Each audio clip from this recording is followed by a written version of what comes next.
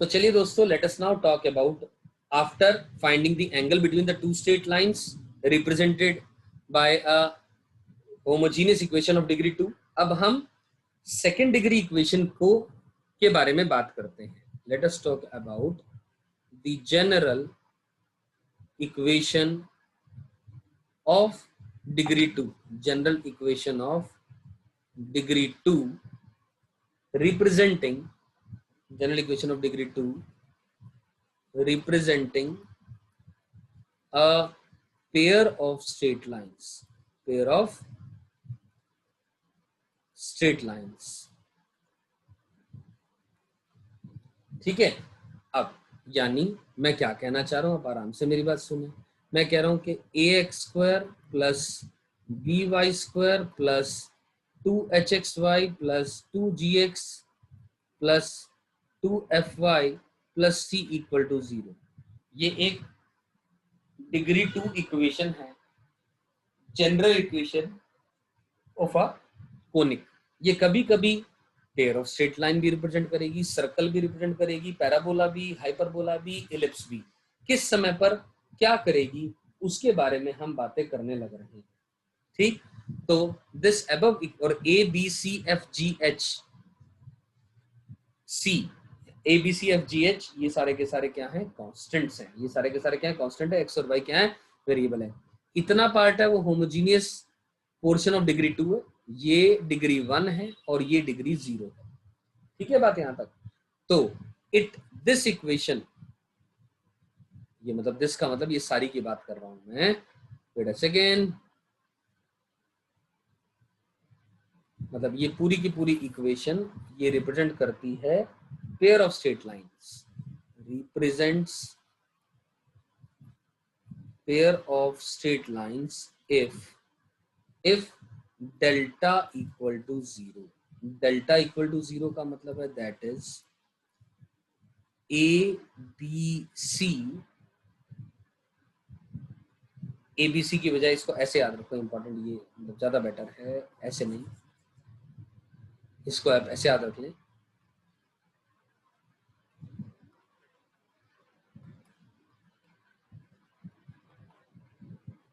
Equal to 0, ये मैं कहना चाह रहा हूं। डेल्टा मतलब डिटर्मिनेंट के, आप ध्यान रखें एबीसी को ऐसे याद रखें, यहां पर है एबीसी, यहाँ पर इतने पोर्शन में ये एबीसी आ रहा है, डायगोनल जिसे कहते हैं हम लोग, प्रिंसिपल डायगोनल कहते हैं जिसको। यहाँ पर एच आ रहा है, यहाँ पर एफ आ रहा है और यहाँ पर जी आ रहा है। ठीक है ना। तो ये एक डिटर्मिनेंट है और इस डिटर्मिनेंट को अगर हम सॉल्व करेंगे तो ये वैल्यू आती है ABC plus 2fgh minus AF² minus BG² minus CH² equal to 0, equal to 0। ABC plus 2fgh minus AF² minus BG² minus CH² equal to 0। ये क्या है, ये डेल्टा की वैल्यू आएगी डिटर्मिनेंट की सॉल्व करके और ये वैल्यू इक्वल टू 0। अगर ऐसा हो रहा है तो ये लाइन एक पेयर ऑफ स्ट्रेट लाइन को रिप्रेजेंट करेगी, वरना नहीं करेगी। अब ये हमेशा अपने को चेक करना पड़ेगा कि भैया ये पेयर को रिप्रेजेंट कर रही है, हाँ या ना। Getting my point. और सवाल उठता है इसका प्रूफ क्या है। अब इसका प्रूफ मैं बता देता हूं कि भैया ये चीज डेल्टा वाली बात आई कहां से। तो चलिए आइए दोस्तों इसके बारे में भी बात कर लेते हैं। ये लिखा हुआ है, इसको x में या y में आप क्वाड्रेटिक मान ले। लेटेस्ट से मैं x में क्वाड्रेटिक मान लेता हूं, ax² प्लस, अब x में क्या आएगा, 2x times of g plus hy, right, plus कितना आ जाएगा, by² प्लस 2fy प्लस का c इक्वल टू 0। ऐसा लिख सकते हैं हम लोग। ठीक है ना। ये x में क्वाड्रेटिक मान ली मैंने। Consider a quadratic in x। तो हम क्या करेंगे, अब x में क्वाड्रेटिक मानी हमने, तो इसका x की वैल्यू कैसे निकालेंगे।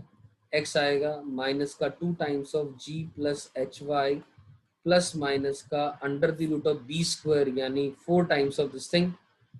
4 को तो हटा दो, ठीक है ना, चलो लिख लो 4 times of g plus H Y का होल स्क्वायर माइनस का 4a times of B Y square plus 2fy plus का c whole divided by 2a, ये आएगा। सही है ना दोस्तों? तो x की वैल्यू इस तरीके से आएगी। अब इसको आप सिंप्लीफाई करेंगे दोस्तों तो ऊपर नीचे 2 तो कट जाएगा। अब मेरी बात ध्यान से सुनिएगा, ये लीनियर फैक्टर्स में रिजॉल्व होने चाहिए। हम क्या कह रहे हैं कि ये पेयर ऑफ स्ट्रेट लाइन को रिप्रेजेंट करे। अब यही तो कह रहे कि it represents a pair of straight lines, और पेयर ऑफ स्ट्रेट लाइंस हमेशा degree 1 equation in x and y होती है। तो x में आ रहा तो यहाँ पर y में भी डिग्री 1 में आना चाहिए। मतलब ये तभी आएगा जब ये एक रेडिकल साइन हट जाएगा। मतलब अंडर रूट के अंदर में जो भी चीज है it must be a perfect square. वो क्या होनी चाहिए? एक परफेक्ट स्क्वायर होनी चाहिए। बोलो आया ना? क्योंकि अगर परफेक्ट स्क्वायर नहीं होगा तो इरेशनल होगा, इरेशनल होगा तो फिर x और y के अंदर में linear equation in x and y थोड़ी ना आ जाएगी, आ ही नहीं पाएगी। You getting it? सही है। तो ये एक परफेक्ट स्क्वायर होना चाहिए। अब क्या करें?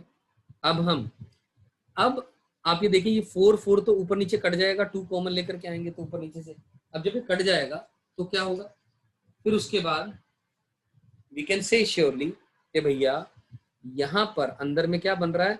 अंडर रूट के अंदर में एक क्वाड्रेटिक बन रही है y के अंदर में। मैं बना के नहीं दिखा रहा हूं, आई एम श्योर ये बात आपको समझ में आ रही है। क्वाड्रेटिक इन y, तो आप अपने आप सोच के देखो, वो एक परफेक्ट स्क्वायर होनी चाहिए, एक क्वाड्रेटिक परफेक्ट स्क्वायर होनी चाहिए। मतलब एक क्वाड्रेटिक की बात करूं वो परफेक्ट स्क्वायर होनी चाहिए, यानी x माइनस का अल्फा इंटू एक्स माइनस का अल्फा या y माइनस का अल्फा इंटू वाई माइनस का अल्फा फॉर्म की होनी चाहिए वो, तभी तो परफेक्ट स्क्वायर होगी। अगर अल्फा और बीटा अलग अलग हो जाएंगे तो परफेक्ट स्क्वायर नहीं होगी।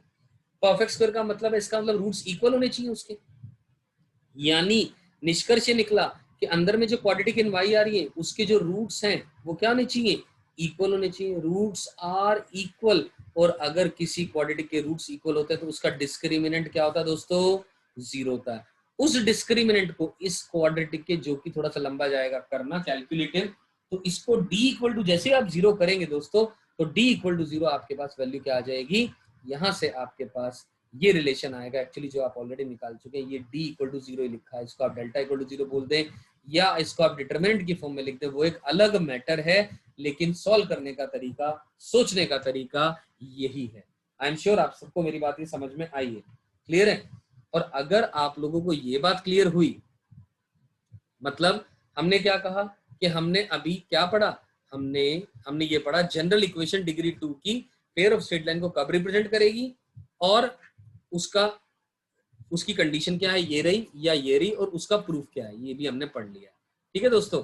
तो प्रूफ भी समझ में आ गया, कंडीशन भी समझ में आ गई। अब क्या बचता है?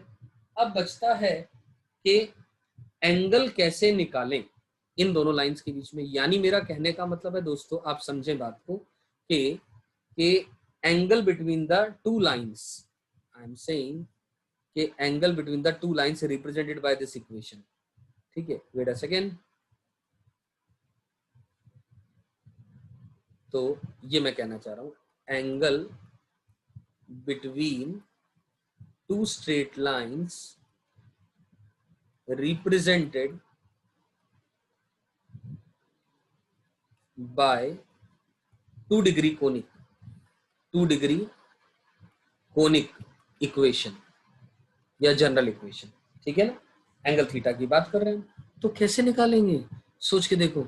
एंगल थीटा निकालने के लिए अब मेरी बात बहुत ध्यान से, बहुत प्यार से आप लोग सुनिएगा। क्या?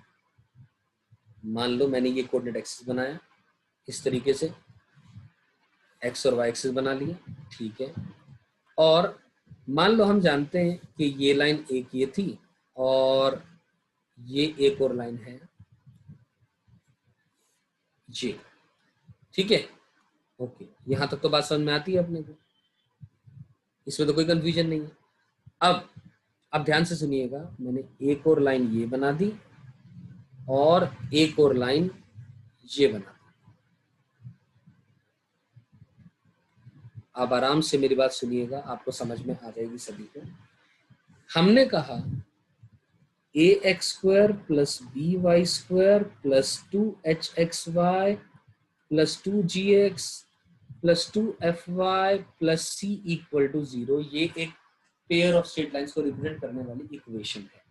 ठीक है, अब ये इसका होमोजीनियस पेयर है, ठीक है ना। पहले मैं इसकी बात करूं, ये मान लो दो लाइंस रिप्रेजेंट कर रही है, लेट अस सी ये L1 इक्वल टू 0 और ये रहा L2 इक्वल टू 0, यानी ये रही L1 इक्वल टू 0 और ये रही L2 इक्वल टू 0। सही है, इसमें तो कोई कंफ्यूजन नहीं है, इसमें तो कोई दिक्कत नहीं। L1 इक्वल टू 0 भी आ गई और L2 इक्वल टू 0 भी आ गई। अब क्या करें? अब मुझे इतना पता है, अगर मैं ax² plus by² plus 2hxy equal to 0 इस होमोजीनियस पोर्शन ऑफ डिग्री 2 को देखूंगा, तो ये दो लाइनें रिप्रेजेंट करेगा L1 डैश और L2 डैश, और वो L1 डैश कुछ और नहीं है, ये है, और L2 डैश कुछ और नहीं है। कहने का मतलब है L1 will be parallel to L1 dash and L2 will be parallel to L2 dash. ऐसा कैसे? ऐसा कैसे? ऐसा कैसे का जवाब ये है, हमने इस इक्वेशन को तो फैक्टराइज करना सीख लिया, इसके फैक्टर्स आते हैं y equal to mx form के, राइट। अब जब इस पूरी इक्वेशन को फैक्टराइज करेंगे तो इसके अंदर में जो फैक्टर्स आएंगे वो क्या आएंगे? इसके अंदर में जो फैक्टर्स आएंगे वो क्या आएंगे? वो any line which is not passing through the origin, वो वाले फैक्टर्स आएंगे। You getting my point? A line which is not passing through the origin। लेकिन मैं आप सबको बताना चाह रहा हूं कि जो L1 है वो L1 डैश के पैरेलल होगा और L2 L2 डैश के पैरेलल होगा, और ये बात हम एक एग्जांपल के थ्रू समझ सकते हैं। We'll take an example of how to factorize this equation in the next video। ठीक है ना, ऐसी इक्वेशन को फैक्टराइज कैसे करना है और उसके होमोजेनियस पार्ट की हम इक्वेशन अलग से निकालेंगे। आप देखेंगे L1 L1 डैश के पैरेलल है और L2 L2 डैश के पैरेलल है। एज अ रिजल्ट दोस्तों, जो L1 और L2 के बीच में जो एंगल होगा और L1 डैश और L2 डैश के बीच में जो एंगल होगा, ये एंगल थीटा है, तो दोस्तों ये एंगल थीटा भी होगा, ये भी एंगल थीटा ही होगा। कहने का मतलब L1 और L2 के बीच में अगर एंगल थीटा है तो tan theta will be same as जो L1 डैश और L2 डैश के बीच में, तो 2 root under of h² minus का AB divided by modulus of A plus B, यही एंगल यहां भी आ जाएगा। You getting my point? This is extremely important, right? So let us now talk about the factorization of the non-homogeneous equation।